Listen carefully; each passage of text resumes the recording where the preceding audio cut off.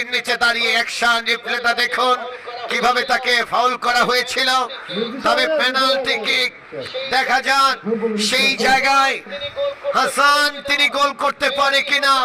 মেহেদী হাসান তিনি কি তুরুপের তাস হতে পারবেন কিনা।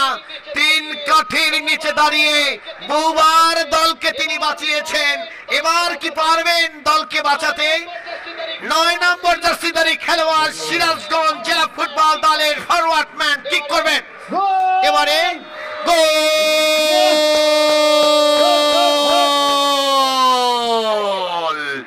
একেবারে বরফের মতো মাথাটাকে ঠান্ডা রেখে সিরাজগঞ্জ জেলা ফুটবল দল পেনাল্টি শুটআউটে গোল করে সমতায় আসে। দর্শকের উল্লাস, উন্মাদনা, বাঁধ ভাঙা উল্লাস করছেন সিরাজগঞ্জ জেলা ফুটবল দলের দর্শক সমর্থক বৃন্দ। এরই নাম ফুটবল, এরই নাম ফুটবলের জৌলস।